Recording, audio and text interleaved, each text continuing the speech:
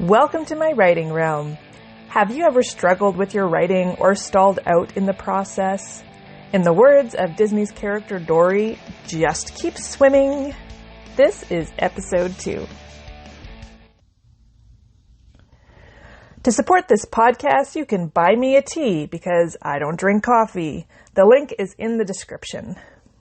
Today's contest is the quarterly creative nonfiction essay contest, brought to you by WoW, Women on Writing. This is not WoW, World of Warcraft. Sorry, gamers. Yes, I play World of Warcraft. This is a new essay contest that is open globally.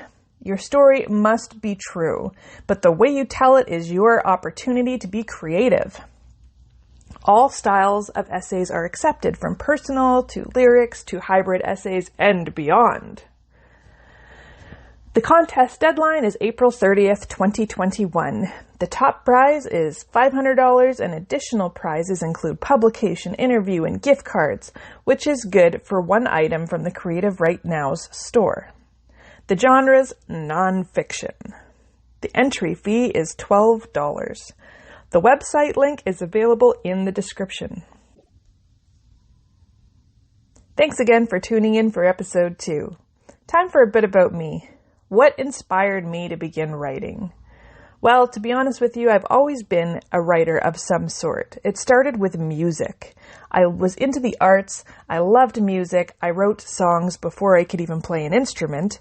And then I started writing on the keyboard, piano, and it led me into flute, French horn, guitar.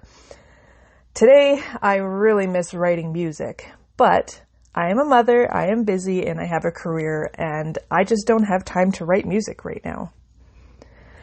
But one day, I was brought to the movies by my husband, who was at the time my boyfriend. We watched Tolkien's Lord of the Rings. And to be honest with you, I had never even heard of Tolkien or the Lord of the Rings series until I watched the first movie. I'm pretty sure I was living under a rock. But Tolkien's movie got me dreaming. I started to live in this entire fantasy world that I didn't even know existed. Well, because it wasn't created yet until I started dreaming about it. This was how my world of Alganthis came into play. Now, I haven't published a lot under the Alganthis name, but I am hoping to in the future. I do have one short story collection called The Tales of Alganthis in ebook format, but I have so many ideas for novels and so many novels written in rough draft that it's a huge project that I just haven't been ready to fly with yet. So after watching the Tolkien's movie and beginning to dream, and I started writing down my dreams, my mother-in-law came to me and says, "Hey, there's this writing workshop at the local library. Why don't you come and check it out?" I'm like, okay. So I started going, and I met this group of wonderful people that love writing, and it got me into a permanent writing group where I met them every month, and I still meet them to this day every month, and we talk about the craft of writing, the process.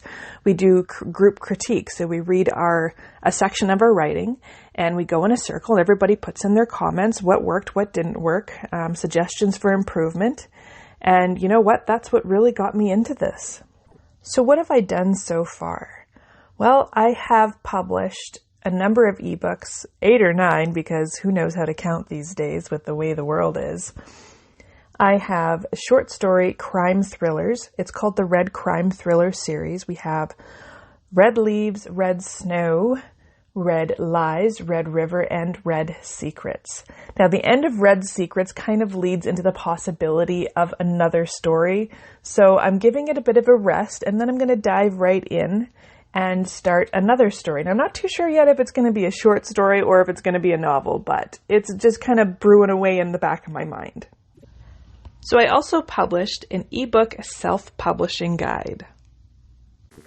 So the main purpose behind this ebook self-publishing guide is that when I started in this whole world of self-publishing your own ebooks and formatting and editing and everything that goes with it, I decided, like, I don't have one source of information that I could go to get all of this. I'm sure there's other ebooks out there, but I wasn't aware of any, so I decided to write one. So I wrote about the process of finding a writing group, going through the editing process, finding the editor, what software to use, and where to self-publish your ebooks, and a bit about formatting. I tried to touch a little bit on marketing as well, but it was a little bit difficult to do because marketing is one of those things that you kind of learn as you go. Another ebook that I published is called Life Beats. This is basically a collection of short stories and poetry, nonfiction, all based on my life and my experiences and my thoughts. Now, this is something that has, it's a bunch of different stories from different stages in my writing. So some of it's a little bit older and some of it is a little bit newer, but I put it all together as kind of like a memory collection for myself to say, hey, this is where I started and this is where I am. That is also available in ebook format. Now that's enough about me for today. Let's get to our writing and creativity prompt.